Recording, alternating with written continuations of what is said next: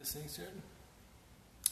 Hey guys, quick one. I'm just rushing into it. Busy Tuesday here because we don't work on a Monday, more or less, for the bank holiday, so we're catching up on it today. So, up a bit later than usual. There were one or two little things just to touch on today. One of the things that came up a couple of times during the week is people were talking about body fat, BMI, and the like and such like this. And there's a big thing in general on the internet that people are like, oh, BMI is totally wrong, it is 100% wrong, and everything's wrong. That's not entirely true. Okay, it is a ballpark. It is your height divided by your weight. So, of course, you can't say it's accurate. However, for the large majority of people, for the general population, for people who are not athletes, BMI is actually not that far off. Okay? Like, even to give an example for myself, I'm 5'9.5". Today I'm about 77 kilos. That gives me a BMI number of 24.6, which is right on the limit of being overweight. Now, this black and white, one thing or the other, doesn't really work with anything in life. Very few, at least. So, there's no reason why it shouldn't either with this. You can't just suddenly say someone goes from being perfectly healthy to overweight with 100 grams. That's ludicrous. There's obviously scales. So, I'm right on the limit of being overweight. If I had a little bit more muscle and I kept the same leanness, for lack of a better word that I have now, that would make me overweight in a BMI sense. However, I'm not the standard individual. I train quite a bit. You've seen photos of me before. And if I'm still within that realm, like, who do you think is really that far outside? If someone is coming up as overweight on a BMI chart and it's ineffective for them, it's not the metric for them, you'll see it. When a guy looks like he lifts and he comes up as overweight, okay, we can disregard that. But you want to know something? 90% of people are not in that category. And I'm not trying to pick on people, that's just kind of the way it is. A nice litmus to go for with your body fat is 10 to 15% is generally where athletes want to live. If you're lower than that, usually, well, it depends on genetics, usually being lower than 10% will lead to performance degradation. Some people are special, but in a lot of cases, you'll be a lot more comfortable being in that 10 to 15. And once you go above 15%, then you're starting to get on the heavier side. Again, it's a case of keeping a look on it. Tom gave a really good one. He just said, if you get up in the morning and you look in the mirror and you can see your definition on your top two abs, you're probably not fat. That's a pretty good one. So the next thing that came up is, and it was actually interesting to get these two different viewpoints from two different people about missing sessions in the gym.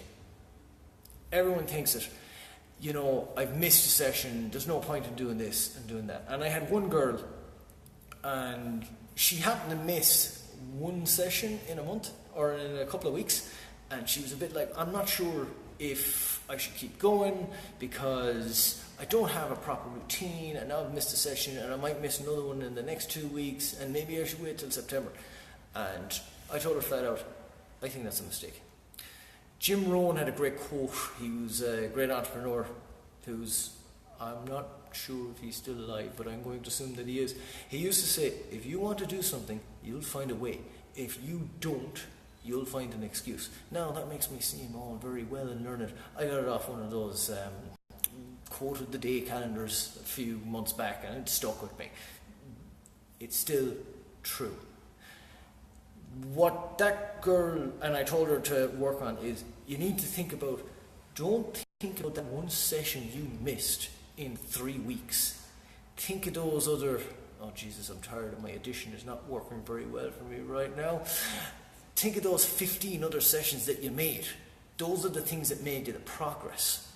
And okay, even if you were intending to come 3 times a week to the gym, and you only make 2 times a week for a month, that is still, Jesus, my brain, that is still 8 times you went that you wouldn't have gone at all.